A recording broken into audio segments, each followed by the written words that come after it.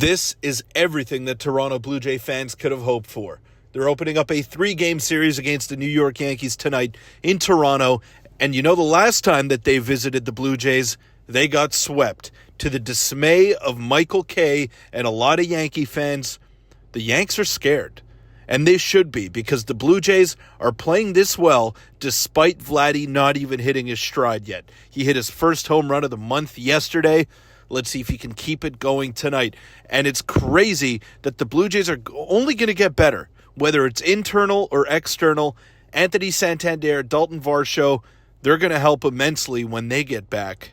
And externally, who knows what could happen at the trade deadline? We'll break it down and much more coming up next on this episode of 3 Up, 3 Down. Welcome in, everybody, to 3 Up, 3 Down. I'm your host, Peter Vryonis. And before we get into the video, make sure to hit that subscribe button because we're very close to 3,000 subs, just under 100 away. So hit that sub button. It would mean the world to me. And about 97% of you who are watching these videos aren't subbed to the channel. So let's get it to 3K. Let's keep this thing rolling because the Blue Jays have a great thing going right now. And Yankees, Blue Jays, it always offers us some fireworks. It doesn't matter where these two teams are in the standings, but it has that much more meaning when the Blue Jays are in first place or when the Yankees are in first place and one of the two teams are directly chasing the other. So this is going to be a lot of fun. We remember the last time that the Yankees visited the Blue Jays at the Rogers Center.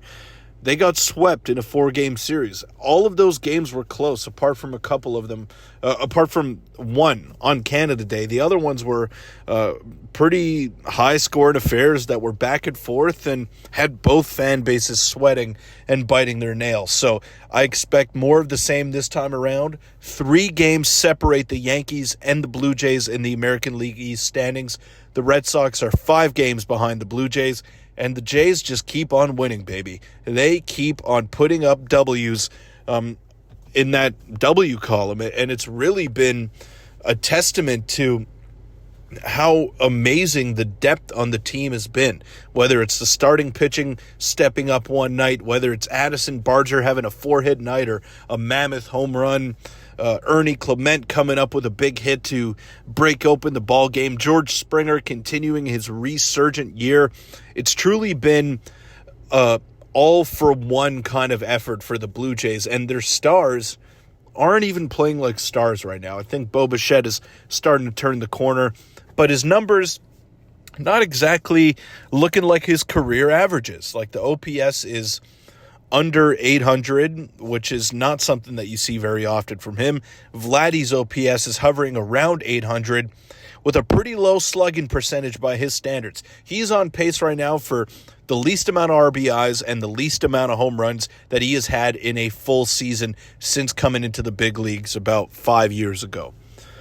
And the Blue Jays, despite that, are in first place, which makes it even more impressive. So he hit a home run last game. He had a big-time single that extended the lead. If that is a sign of things to come, oh boy, this team is scary. Are they ever scary if Vlatty can get going and play like the MVP that he did in the second half of last season? Now, even if he plays slightly below that level, the Blue Jays are a significantly better team. And if there's anyone on this roster that can carry an offense for a significant amount of time, it is Vlatty. Nobody else has that kind of game-breaking ability on the Blue Jays. So it's going to be fun to monitor and see how he comes along in the next couple of weeks. But if he puts together a stretch of 3 or 4 very good games, watch out, Major League Baseball. Watch out. Tonight should be a really fun one. We got Kevin Gausman up against Carlos Rodon for the New York Yankees.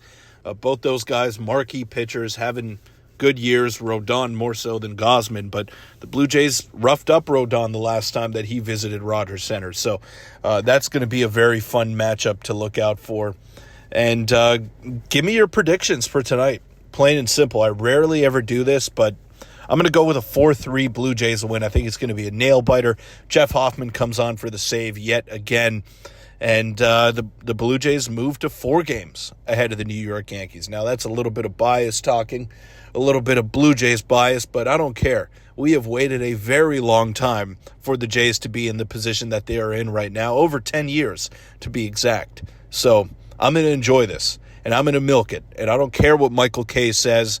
Blue Jay fans, you can hang on the rim in July. This is a lot of fun. Yankee fans don't know the pain and suffering that we go through. So enjoy this. Enjoy this moment, and I think it's only going to get better. A strong deadline and getting Dalton Varsho back and healthy in center field are going to be massive keys to this team continuing to succeed the way that they had. Best home record in the league, 10 straight wins at Rogers Center. Let's make it 11 tonight. That'll wrap it up for this episode of 3 Up, 3 Down. Thank you all so much for making it this far, and I'll see you all tomorrow.